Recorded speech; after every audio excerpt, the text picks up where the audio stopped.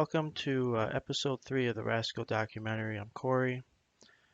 So if you're going to sample for silica in a stone fabrication shop, I think it's essential that you capture the respirable dust level as well as the respirable silica level, NIOSH 7500 and NIOSH 0600. And I'm sure most industrial hygienists would do that. The cost differential is not that significant.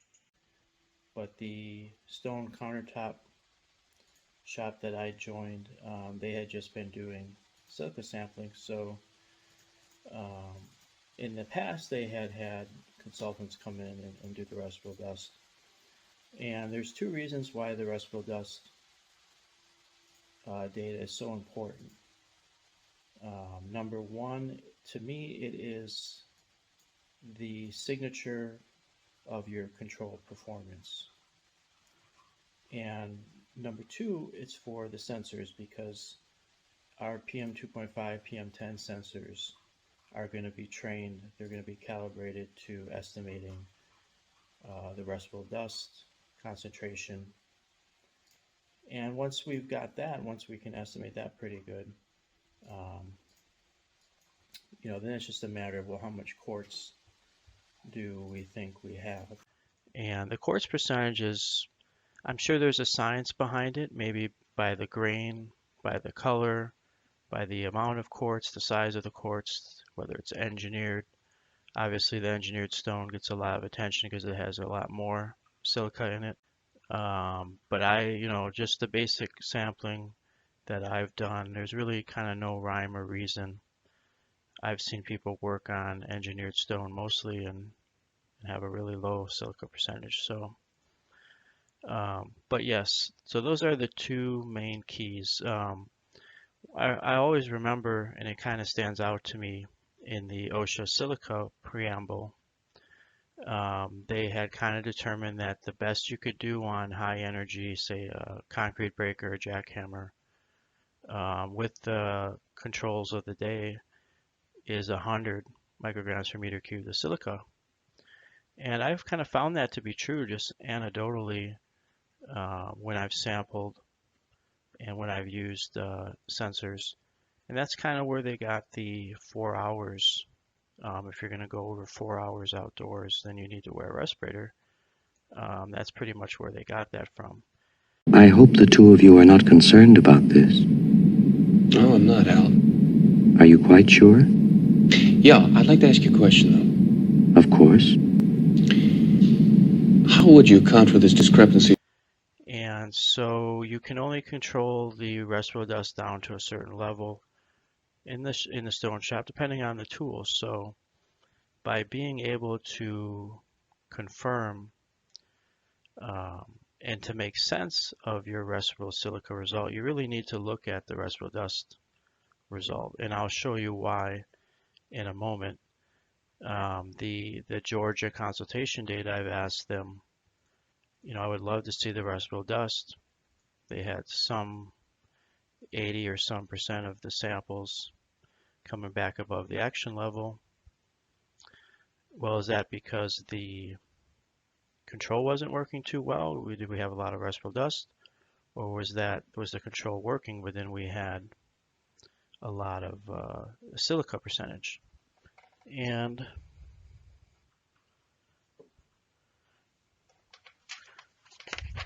my son made a drawing here, and basically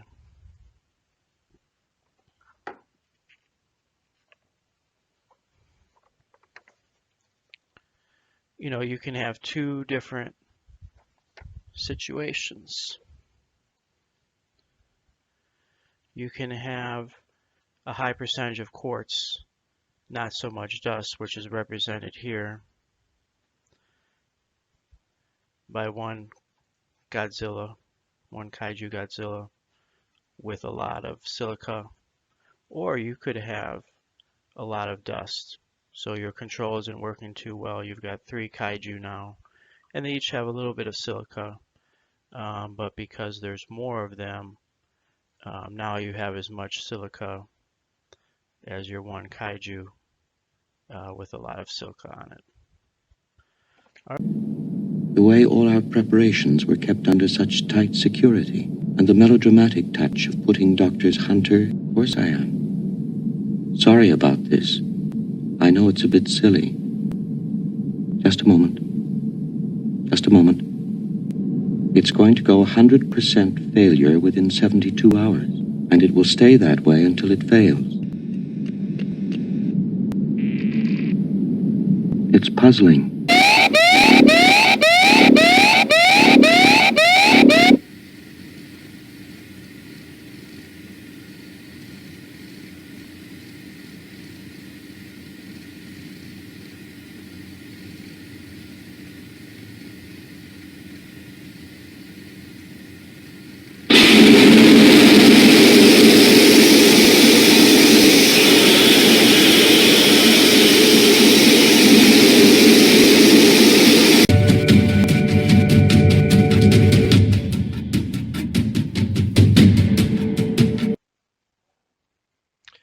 And we have the bubblegum machine. I'm trying to strike a balance here between making a video that has not just me talking, going through a screen like this, having a little bit of polish or interest, and also just trying to get the content out. I've got so much to talk about. So this part here, I'm just gonna kind of go through this and talk and get this done. So when we talk about photometers, this was a diagram I used to talk to non-IHs, kind of decision makers, to kind of understand.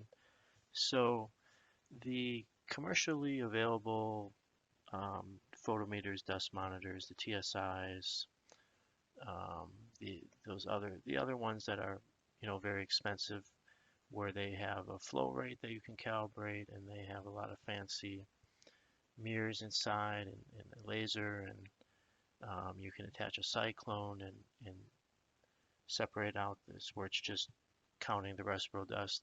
They work very well. Don't get me wrong. We tested them. We made a Synergist article about it. We actually tested them in a construction site, in a simulated construction site. And but the thing is, they're very expensive. The low cost sensors, like the one that I'm using, the why it works with silica is because we're only interested in the respirable part of the aerosol, respirable silica. And these so-called low-cost photometers, these dust particle counters, they really can only see that size range. So it really matches up well. They're almost like they have their own size selector just based on the technology. And a big part of that, though, is just they're not able to bring in bigger particles into their sensing area. So respirable dust is the surrogate. It's what we're actually able to estimate with a pretty good idea.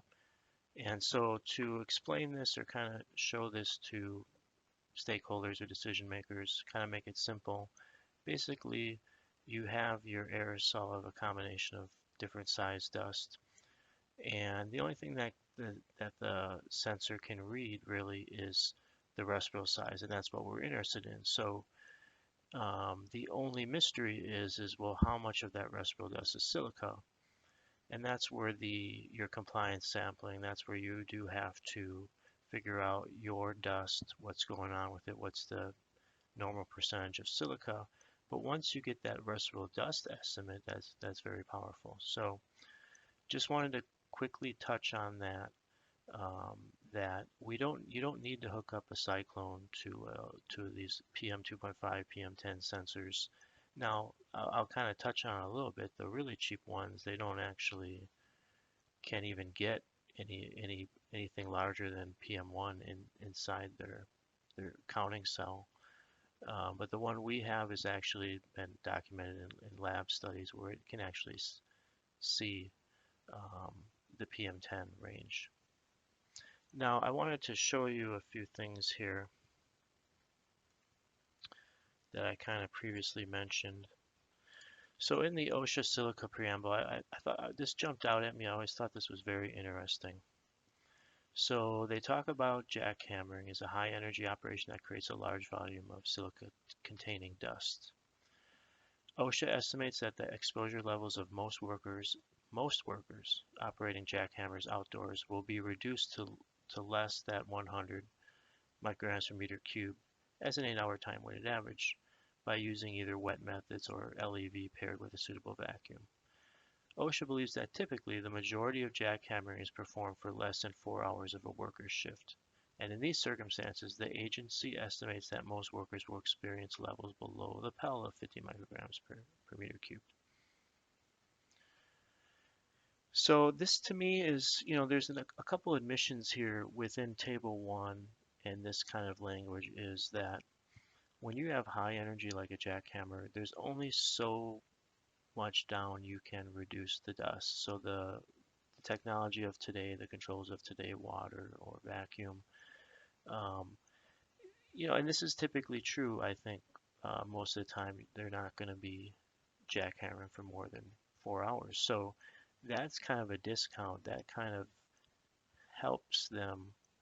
That reduces the exposure because really what's actually happening at the jackhammer and the point of operation, depending on wind and ventilation, is even with water is quite a bit of dust.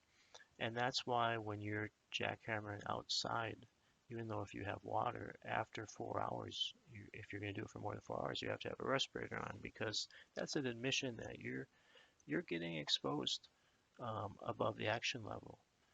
For the you cannot guarantee that you'll be below the permissible exposure limit with these controls.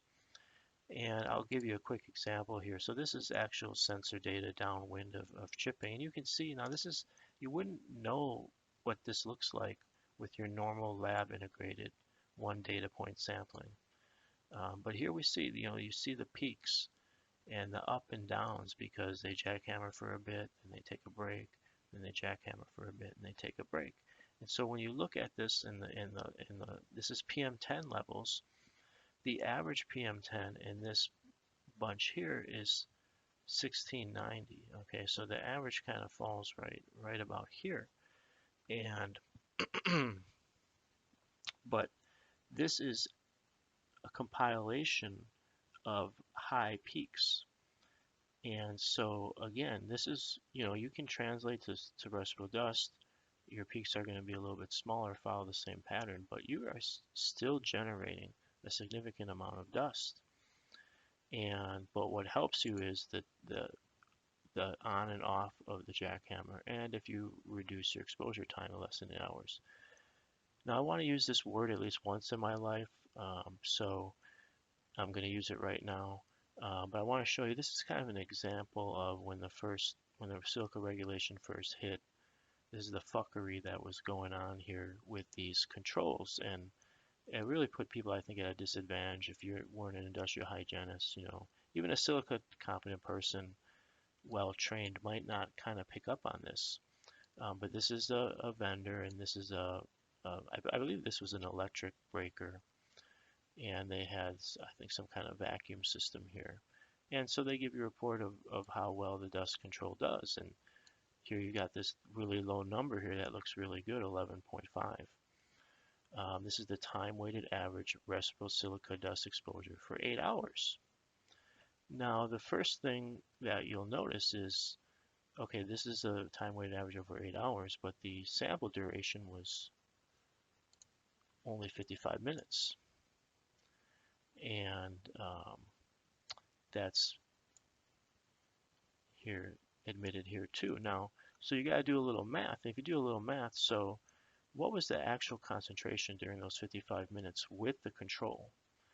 And so that is a concentration times 55 minutes divided by 480, your 8 hours.